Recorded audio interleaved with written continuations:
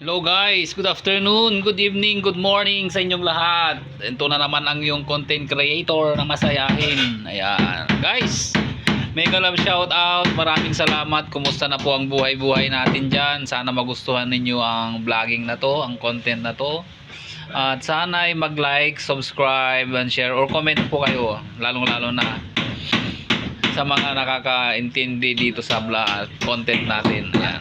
Guys, kumusta lahat all over the world? Ayan, tingnan nyo, nag-i-screen po kami dahil very disturbing po itong ano.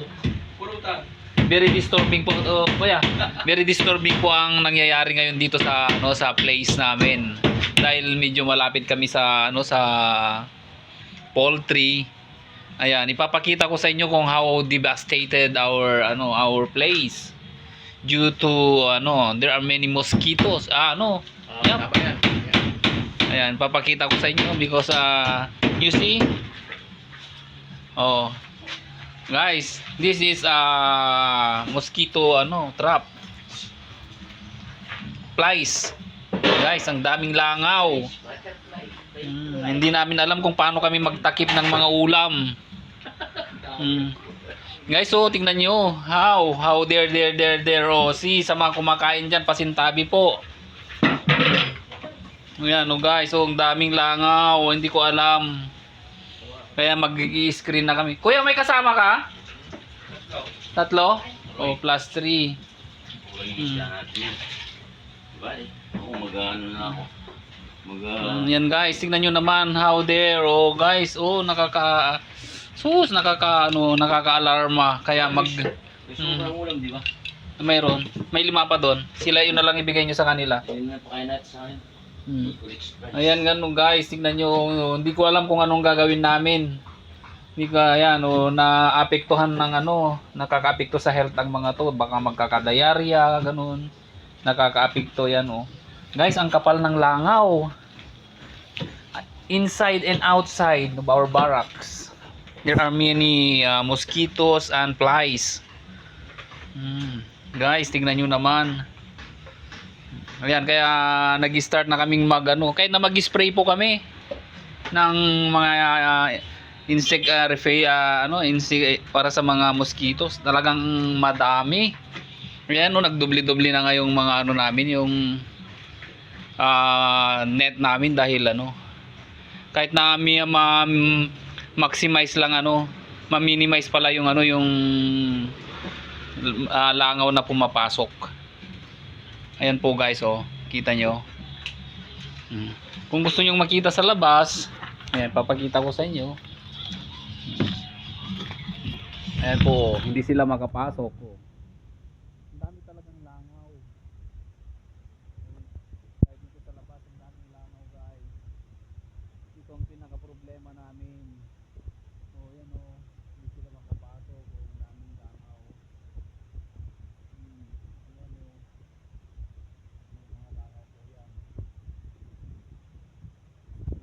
Pasintabi na sa mga kumakain. Na sana yan guys, tingnan nyo naman langaw. Ayan, nakita nyo na po. Ang daming-dami. Ito ang pinaka problema namin ngayon. Hindi ko alam kung bakit pumapayag ang government dito na ganyan yung mga poultry nila. Sige po, nyo na lang po dyan.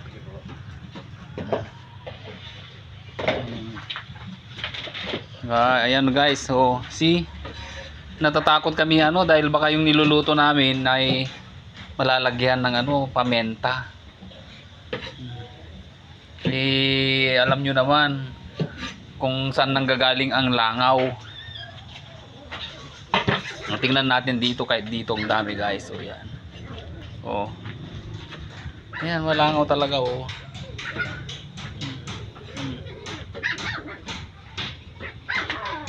Ayan, nakalimutan kong bumili pala ng pang-spray, yung malangaw talaga. Hanggang dito na lang guys. At least nakita nyo naman ang situation dito sa sa barracks namin na talagang fully ano na kami, ang dami naming na-trap na mga nalangan, na panlangaw, meron kaming mga spray, hindi tumatalab, kaya ngayon maglalagay na kami ng net. Kahit na papaano mababawasan yung mga lumilipad na langaw. Okay, thank you guys. Ito na naman ang yung Kuya Fide Mix Vlog, ang content creator na masayahin na kahit ano'y blina-vlog. Yan. Mega love shoutout po sa inyong lahat. Maraming salamat po sa lahat ng nag-likes, nag-comments, nag-share, nag-subscribe. Maraming salamat. Ayan po. Ito na naman si Kuya Fide at nagsasabing magandang buhay sa ating lahat and may God bless us all. Bye bye. Thank you for watching.